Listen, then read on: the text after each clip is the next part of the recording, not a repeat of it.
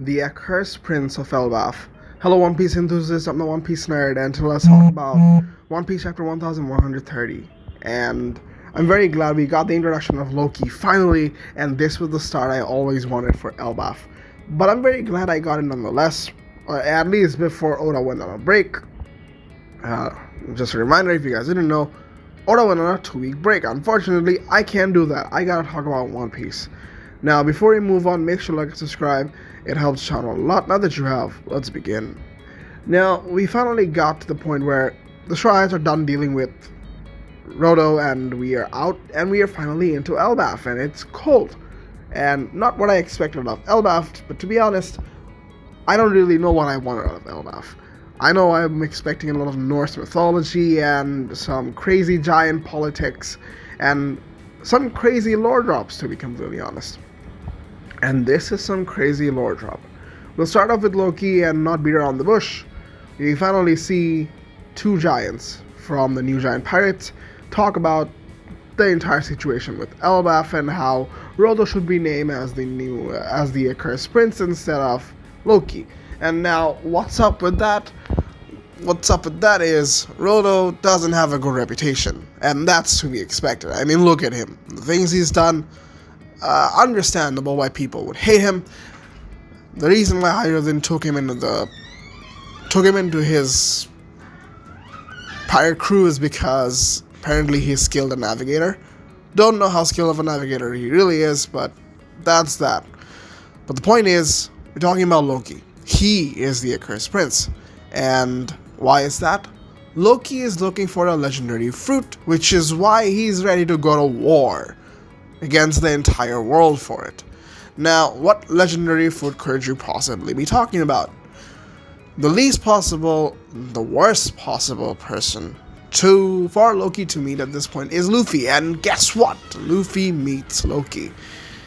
Man who is now trapped under 1,000 layers of steel, cage, metal, whatever, shackles and whatever. And then you have Luffy, the literal definition of sun god and the warrior of liberation.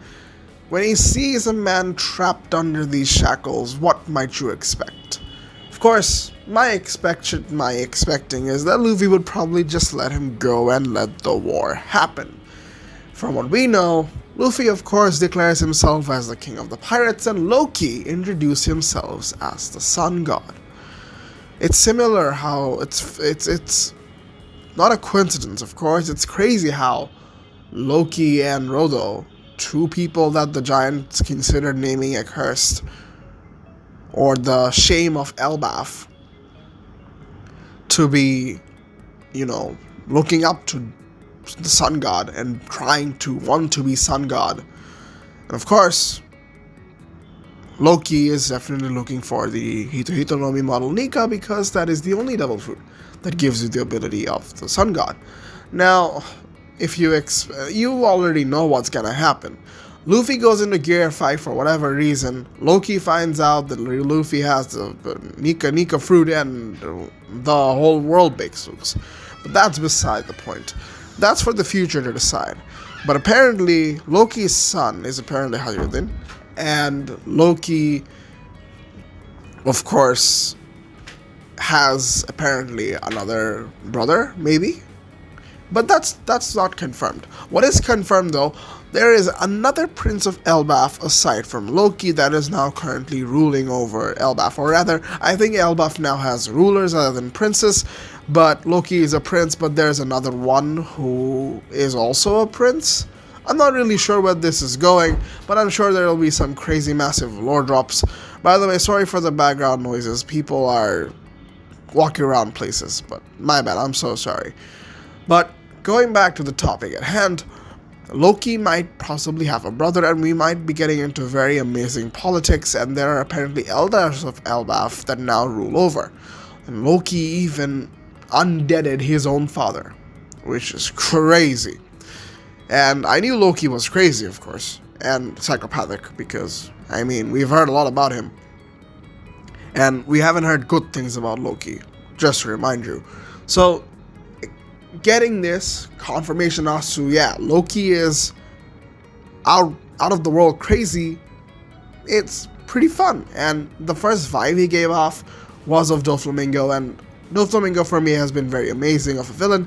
In fact, he's one of my top 5 favorite villains of One Piece. And, well, he gives off Doflamingo vibes.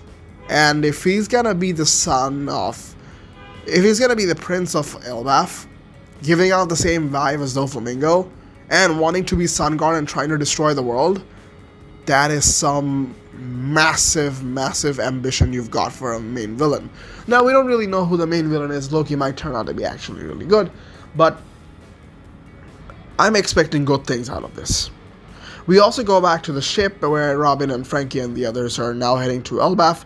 They've apparently been looking for Luffy, Nami, and Zoro and the others, but with no luck, and the trust they have in Luffy and the others is a reassurance of the entire crew's loyalty and how they trust each other. But that's not the main message. The main message being, the newspaper is out. Dorian Broggy has now bounties of 1.8 billion, which is pretty sick.